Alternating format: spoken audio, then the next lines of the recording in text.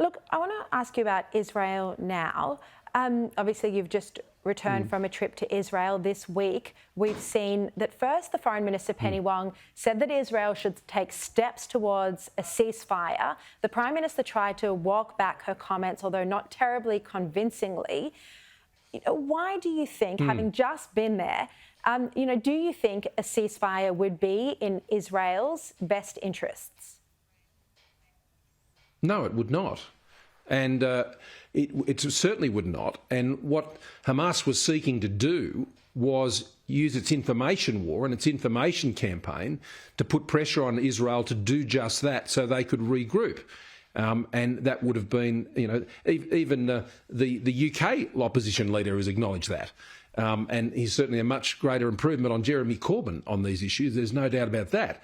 But that said, I think there is a common sense here that says that Hamas was seeking to apply that pressure to Israel. Israel rightly continued to pursue their very just defence on the terrible atrocities that were committed against them on the 7th of October.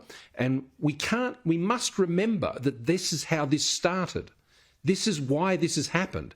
What we're seeing in the Middle East now is the consequences of Hamas's atrocities inflicted on Israel. That is why this is happening.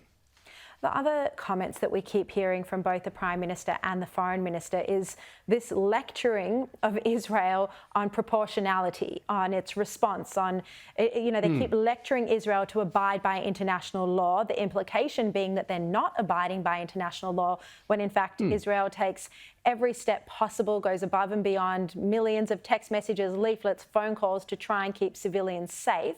True. Do you think the current government is sidestepping long held on both sides of politics bipartisan approach to Israel? I have been concerned about the sort of apparent confusion about these things coming from the government. I mean, we had a resolution in the Parliament, and that was a good resolution. I think I would have had a stronger resolution, but nevertheless, it was a good resolution, and I was pleased to support it. But there has been these statements and a tone, as you said, which suggests some type of equivalency here, and there's none. That was the point that Boris Johnson and I were making when we went to Israel. Any suggestion or implication left hanging out there that there's some sort of equivalency, moral equivalency, between the atrocities committed by Hamas on Israelis and what now Israel's doing in its self-defence. And as you said, Boris and I were both taken through in quite a bit of detail by none less than the President and the Prime Minister, what they're doing in those operations to provide warning, to provide those opportunities for humanitarian relief. I mean, we're dealing with an opponent here, an enemy here, that hides in hospitals and that fires rockets from hospitals. I mean, we're not dealing with an organisation here who plays by the rules. And the idea that Israel could leave Hamas in a position where they could strengthen their position, and for that matter to go unresolved into the future, is just simply unacceptable, because there would be no possibility of Israelis being able to live in that part of their country. And so, of course, they need to pursue this. Of course, they need and are providing the necessary warnings and humanitarian corridors and pauses that you expect. And I agree with you, Sharri. I think there's this tone which indicates that, we have to tell Israel to play by the rules. Well, who's saying they're not? And why is it being raised in such a way to imply that it's not? I mean, they are a great friend of Australia, and if you can't stand with Israel in its darkest hour over an atrocity, which was the single worst day for Israel and the Jewish people since the Holocaust, then when can you? I mean, it is extraordinary. And I think the sort of speaking out of both sides of the mouth on these issues has the appearance of that. And I hope it's only the appearance of that. But the mere appearance of it is really, I found, very concerning.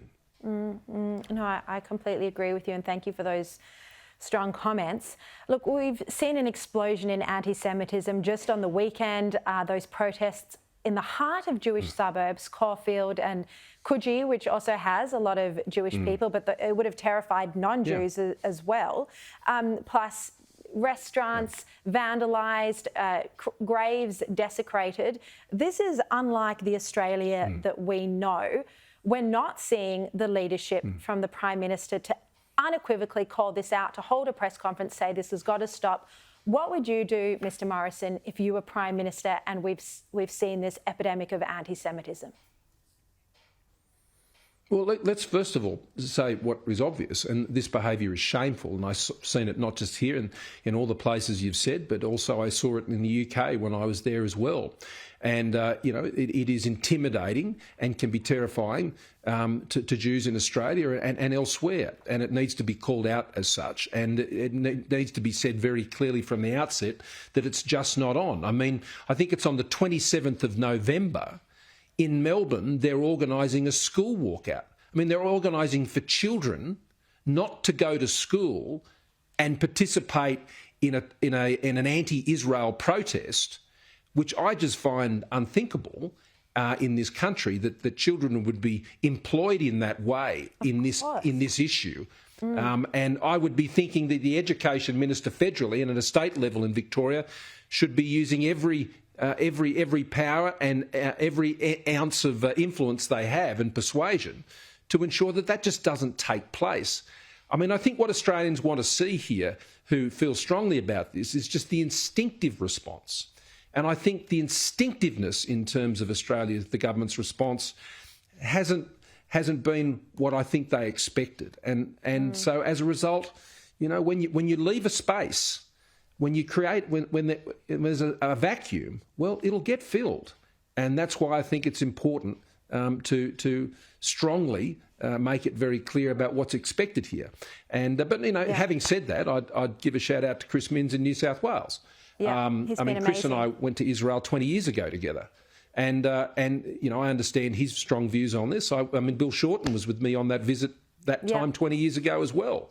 And so there are people in this parliament on both sides and in the state parliaments who know what the instinctive response should be, but I fear that Australians haven't seen it. Scott Morrison, thank you so much for your time. Really appreciate it. Thanks a lot, Sharri.